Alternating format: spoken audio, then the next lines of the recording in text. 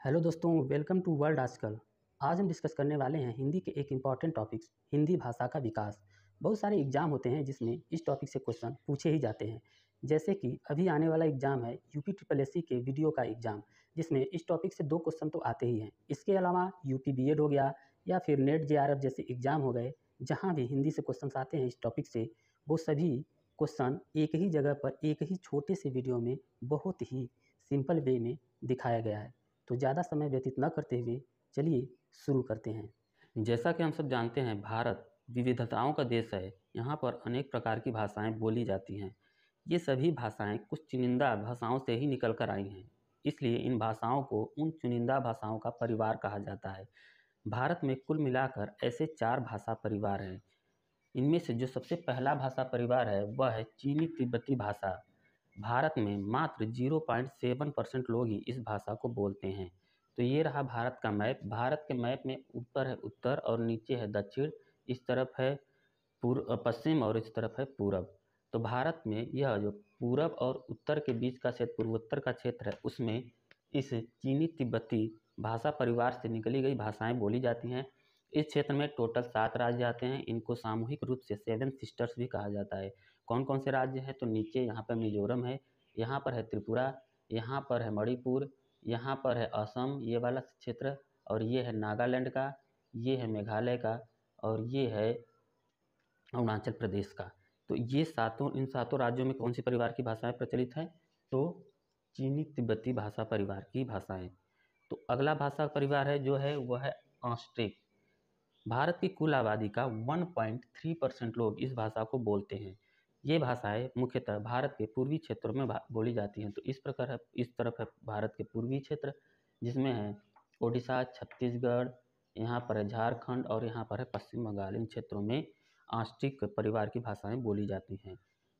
फिर उसके बाद भारत का अगला भाषा परिवार है द्रविड़ भाषा परिवार। भारत की कुल आबादी का 25% लोग इस भाषा को बोलते हैं और यह सेकेंड लार्जेस्ट यानी कि दूसरा सबसे ज़्यादा बोलने वाली भाषाओं का परिवार है। तो ये भाषाएं परिवार दक्षिण भारत में बोली जाती हैं। यह ब्लैक लिस्ट से हैं। जैसे दक्षिण भारत में यहाँ पर है केरला में बोली जाती है मलयालम, तमिलनाडु में तमिल, और फिर कर्नाटका में कन्नड़, फिर उसके बाद आंध्र प्रदेश में तेलुगु। ये सभी द्रविड़ परिवार की भाषाएं हैं। फिर उसके बाद जो लास्ट परिवार है और सबसे बड़ा परिवार है वह है भारोपीय। भारत की कुल आबादी के 73% लोग इस भारोपीय यानी भारत यूरोपीय भाषा को बोलते हैं। हमारी हिंदी भी इसी परिवार की भाषा है। तो चलिए देखते हैं कि यह परिवार आगे चलकर किन किन भाषाओं में टूटा। तो सबसे पहले भारोपीय भारत यूरोपीय भाषा की एक शाखा है जिसका नाम है भारतीय ईरानी शाखा। भारतीय ईरानी शाखा की एक उप शाखा है जिसका नाम है भारतीय आर्य। हम सभी जानते हैं कि भारतीय आर्य जब भारत में आए थे तो अपने साथ वेदों को लाए थे जिसकी भाषा संस्कृत थी। तो आर्यों की भाषा कौन सी थी? संस्कृत। यानी आर्य संस्कृत का प्रयोग करते थे। 4 वेदों को लाए थे। उनमें जो भाषा लिखी थी उसको वैदिक संस्कृति कहा गया। यह भाषा प्रचलित थी 1500 से 1000 बीसी तक। बीसी यानी कि ईसा के जन्म से पहले तक। एडी आएगा तो यानी ईसा के जन्म के बाद। फिर उसके बाद यह भाषा बोलचाल में भी प्रचलित होने लगी जिसे लौकिक संस्कृति कहा जाने लगा। फिर उसके बाद इसका जो कॉल है वह है 1000 से 500 बीसी यानी ईसा जन्म से 500 वर्ष पहले तक। फिर धीरे धीरे आगे चलकर यह लौकिक संस्कृत जो है यानी बोलचाल वाली भाषा पाली भाषा में बदल गई 500 से 1 ईस्वी तक। फिर उसके बाद पाली और आगे चलकर प्राकृतिक में बदल गई 1 ईस्वी से 500 ईस्वी तक। प्राकृतिक आगे चलकर अपभ्रंश में बदल गई 500 से 1000 ईस्वी तक। फिर उसके बाद अपभ्रंश अवहट में बदल गया 900 से 1100 एडी यानी यह संक्रमणकालीन भाषा थी। अपभ्रंश का मतलब होता है कि किसी चीज़ से बना हुआ या किसी चीज़ का बिगड़ा हुआ रूप। जैसे अगर हम कहें कि संस्कृत की अपभ्रंश कौन है तो संस्कृत से जो बना है पाली, तो पाली संस्कृत का अपभ्रंश होगा। अगर कहेंगे प्राकृतिक किसका अपभ्रंश है तो कहेंगे यहाँ पाली से निकल कर आया है तो प्राकृतिक जो है वह पाली का अपभ्रंश है। यह अपभ्रंश किसका अपभ्रंश है तो प्राकृतिक का। और अवहट जो है वह अपभ्रंश का अपभ्रंश है। मैन इसका अपभ्रंश क्या है? अवहट। तो यहाँ अपभ्रंश जो है वह 6 प्रकार के मुख्यतः देखे गए हैं। कौन कौन से? पहला अपभ्रंश है सौरसेनी, दूसरा है पैसाची, तीसरा है ब्राचर, चौथा है महाराष्ट्री, पांचवा है मागधी, छठा है अर्ध मागधी। इन सभी अपभ्रंशों से भारत की कई भाषाएं निकल कर आई हैं, जैसे सौरसेनी से भारत की भाषा पश्चिमी हिंदी, ठीक है। और फिर उसके बाद पश्चिमी हिंदी यानी इस क्षेत्र में बोली जाने वाली भाषा है भारत के पश्चिम में। गुजराती यहाँ पे गुजरात में, राजस्थानी यहाँ पे राजस्थान में, और पहाड़ी वाले क्षेत्रों में। इसी प्रकार दूसरा अपभ्रंश है पैशाची, इसमें पंजाबी आता है पंजाब वाले क्षेत्र में। फिर लहंदा आता है, लहंदा पंजाबी नाम है जिसका अर्थ होता है पश्चिम, यानी पंजाब के इधर आसपास वाले क्षेत्र में पीओके साइड में बोली जाती है। फिर उसके बाद ब्राचड़, ब्राचड़ में आता है सिंधी, सिंध पाकिस्तान में है तो वहाँ के लोग बोलते हैं। फिर अगला है महाराष्ट्री, महाराष्ट्री यानी यहाँ पर महाराष्ट्र है तो यहाँ पर मराठी बोली जाती है। फिर मागधी है, मागधी यानी मगध साम्राज्य कहाँ था तो बिहार में था यहाँ पे, तो बिहार में भाषा बोली जाती है बिहारी। बिहारी के बाद होती है बांग्ला, यहाँ पे इससे सटा हुआ यहाँ पे पश्चिम बंगाल में भी बोली जाती है बांग्ला। फिर उसके बाद उड़िया उड़ीसा में बोली जाती है। फिर उसके बाद असमिया असम में बोली जाती है।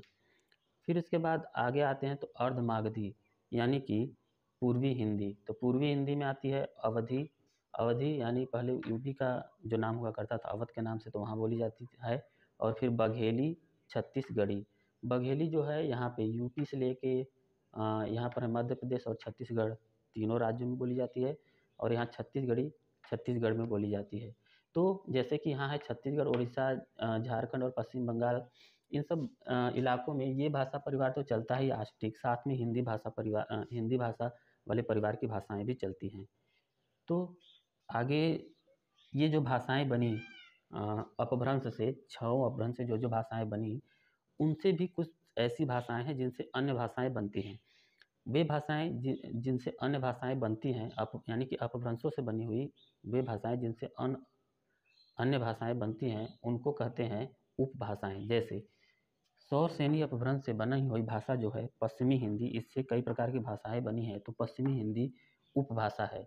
इसी प्रकार राजस्थानी से कई प्रकार की भाषाएं बनी हैं तो यह भी उपभाषा है। पहाड़ी से कई प्रकार की भाषाएं बनी हैं तो यह भी उपभाषा है।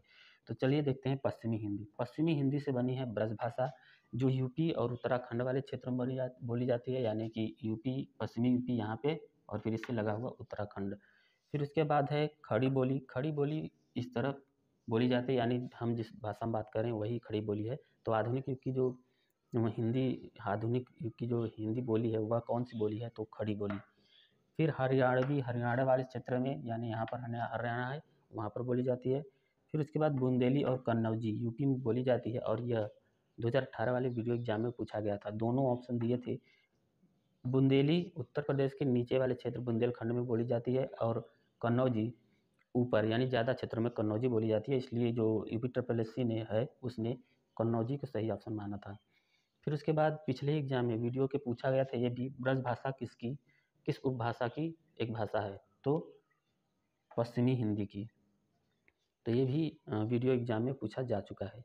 आगे आते हैं मगधी जो अपभ्रंश है इसकी एक उपभाषा है बिहारी, इसमें मैथिली, भोजपुरी और मगही आती है जो बिहार के आसपास की भाषा है। फिर उसके बाद आते हैं पूर्वी हिंदी, अर्धमगधी, फिर इसमें है अवधी यानी उत्तर प्रदेश की भाषा, फिर उत्तर प्रदेश में बोली जाने वाली भाषा, फिर बघेली एमपी, यूपी और छत्तीसगढ़, यानी टोटल यहाँ से ऐसे इस प्रकार से बोली जाती है, और छत्तीसगढ़ी खासतौर से छत्तीसगढ़ में। तो ये रही सारी भाषाएं और उपभाषाएं। अब कुछ विशेष पॉइंट जो एग्जाम में पूछे जाते हैं इनसे रिलेटेड, डेट से रिलेटेड, वो देख लेते हैं। तो यहाँ नोट करके है, जैसे संविधान के भाग 17 में राजभाषा का जिक्र है, और इसके अंतर्गत अनुच्छेद आते हैं 343 से 351 तक।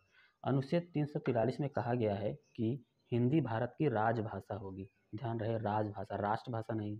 तो हिंदी भारत की राजभाषा होगी और इसकी लिपि जो है वह देवनागरी होगी।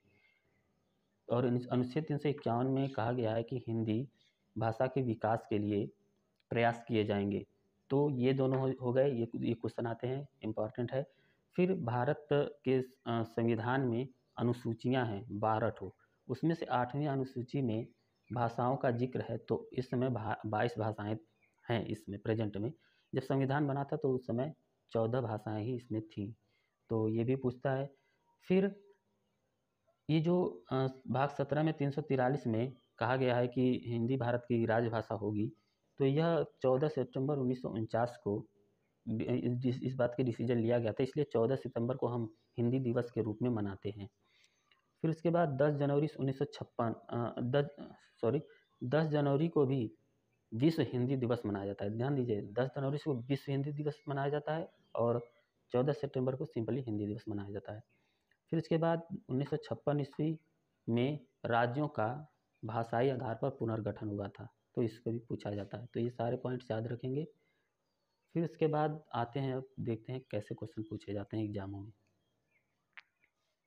तो चलिए देखते हैं विभिन्न एग्जामों में इस पार्ट से किस प्रकार के क्वेश्चन आए हैं। तो सबसे पहला जो क्वेश्चन है वह बीएड 2003 में आया है। निम्नलिखित में कौन सी भाषा संस्कृत भाषा की अपभ्रंश है? Option A Khari Boli, option B Brajbhasha, option C Awadhi, option D Pali. तो यहाँ पर देखते हैं संस्कृत की अपभ्रंश। तो संस्कृत है, ये सब लौकिक संस्कृत, वैदिक संस्कृत, संस्कृत ही है। संस्कृत से निकलकर जो भाषा बनी है पाली, तो ऑप्शन डी हमारा करेक्ट आंसर होगा, पाली। आगे आते हैं, हिंदी भाषा किस लिपि में लिखी जाती है? यह पूछा गया है बीएड 2004 में। ऑप्शन है ए गुरुमुखी, बी ब्राह्मी, सी देवनागरी और डी सौराष्ट्री। तो हमने बताया था कि भाग 17 के 343 में कहा गया है कि हिंदी भारत की राजभाषा होगी और इसकी लिपि जो है वह देवनागरी होगी। तो ऑप्शन सी सही होगा, देवनागरी लिपि। अगला है, वर्तमान हिंदी का प्रचलित रूप है? अवधी, ब्रजभाषा, खड़ी बोली, देवनागरी। तो हम जो भाषा बोलते हैं अभी, उसका प्रचलित रूप यही है, बॉक्स वाला, खड़ी बोली, यानी हम खड़ी बोली में ही बोलते हैं, यानी बोल रहे हैं। तो इसके बाद इस क्रम में अगला है, हिंदी भाषा की बोलियों के वर्गीकरण के आधार पर छत्तीसगढ़ी बोली है। ठीक है, तो छत्तीसगढ़ी में ऑप्शन देख लेते हैं पहले। पूर्वी हिंदी, पश्चिमी हिंदी, पहाड़ी हिंदी, राजस्थानी हिंदी। छत्तीसगढ़ी बोली कहाँ पर है? छत्तीसगढ़ी यहाँ पर है, तो यह पूर्वी हिंदी के अंतर्गत आएगा। तो ऑप्शन ए पूर्वी हिंदी करेक्ट है। अगला है, निम्नलिखित में से कौन सी पश्चिमी हिंदी की बोली नहीं है? नेट जेआरएफ 2005 में पूछा गया है। तो बुंदेली, ब्रज, कन्नौजी और बघेली। तो यहाँ पश्चिमी हिंदी की बोली यहाँ पर आता है, इसमें देखते हैं ब्रज है, बुंदेली है, खड़ी बोली है, लेकिन बघेली नहीं है, बघेली यहाँ पर है। तो ऑप्शन होगा डी, बघेली पश्चिमी हिंदी की बोली नहीं है। फिर इसके बाद आते हैं, भारतीय संविधान में किन अनुच्छेदों में राजभाषा संबंधित प्रावधानों का उल्लेख है? नेट जेआरएफ 2005 में क्वेश्चन पूछा गया है। तो 343 से 351 वाले अनुच्छेदों में राजभाषा के विषय में बताया गया है। फिर इसके बाद अगला क्वेश्चन है, हिंदी भाषा के विकास का सही अनुक्रम कौन सा है? नेट जेआरएफ 2005 में ये भी पूछा गया है। तो अनुक्रम देखते हैं, तो पहला ऑप्शन है करेक्ट है, पाली, प्राकृतिक, अपभ्रंश और हिंदी। तो देखते हैं, देखिए, पाली से प्राकृतिक, प्राकृतिक से अपभ्रंश, अपभ्रंश से हिंदी वाली भाषाएं बनी हैं, यानी यहाँ पे हिंदी वाली भाषा। तो ये करेक्ट आंसर होगा। फिर इसके बाद आगे आते हैं,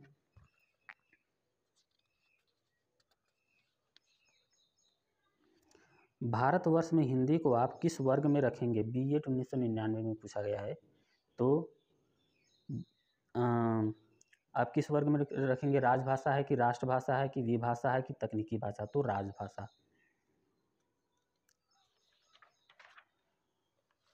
आगे है, ब्रजभाषा है पूर्वी हिंदी, पश्चिमी हिंदी, पूर्वी हिंदी और बिहारी। तो ब्रजभाषा देखते हैं किसमें है, कहाँ गया ब्रजभाषा? ब्रजभाषा यहाँ पर है, तो पश्चिमी हिंदी करेक्ट आंसर होगा, यानी कि ऑप्शन जो है बी, पश्चिमी हिंदी। फिर उसके बाद, मगही किस उपभाषा की बोली है? Option A Rajasthani, option B पश्चिमी हिंदी, ऑप्शन सी पूर्वी हिंदी, ऑप्शन डी बिहारी। तो मगही जो है वह यहाँ पर देखते हैं, मगही यह बिहारी उपभाषा की एक बोली है। तो ऑप्शन सही होगा डी, बिहारी। अगला है, हिंदी खड़ी बोली किस अपभ्रंश से विकसित हुई है? तो उस अपभ्रंश को बताना है जिससे खड़ी बोली विकसित हुई है, उपभाषा को नहीं। देखिए, खड़ी बोली यहाँ पर है, अगर पूछा जाता है कि खड़ी बोली किस उपभाषा से विकसित हुई है, तो पश्चिमी हिंदी से, लेकिन पूछा गया है कि खड़ी बोली किस अपभ्रंश से विकसित हुई है। तो इसका जो अपभ्रंश है सौरसेन, ये छठों रेड में जो लिखे गए हैं वो अपभ्रंश हैं। फिर उसके बाद अगला है, भाषा के आधार पर भारतीय राज्यों को पुनः संरचना की गई थी। तो हमने बताया था, ये तारीख याद रखना, 1956 राज्यों का पुनर्गठन किया गया था। अगला है, ये सभी किसी न किसी एग्जाम में पूछे गए हैं। यह प्रवक्ता भर्ती एग्जाम 2005 में पूछा गया था। अगला है, रेलवे एग्जाम में पूछा गया था 2005 में। अगला है, बघेली बोली का संबंध किस उपभाषा से है। तो बघेली यहाँ पर है, तो उपभाषा उसकी है पूर्वी हिंदी। तो इसी प्रकार के अनेकों जितने भी क्वेश्चन हैं, सभी क्वेश्चन इसी पार्ट से आए हैं। तो जितने भी एग्ज़ाम है, चाहे वो बीएड हो या फिर वीडियो का हो या नेट जेआरएफ का हो, सभी क्वेश्चन इसी से मिल जाएंगे। और वीडियो का खास तौर से जो वीडियो का भी एग्ज़ाम आने वाला है, उसके जो भी क्वेश्चन आएंगे इसी पार्ट से 100% फंसने वाले हैं। तो इसे ध्यान से पढ़िएगा। मिलते हैं अगले टॉपिक लेकर नेक्स्ट वीडियो में।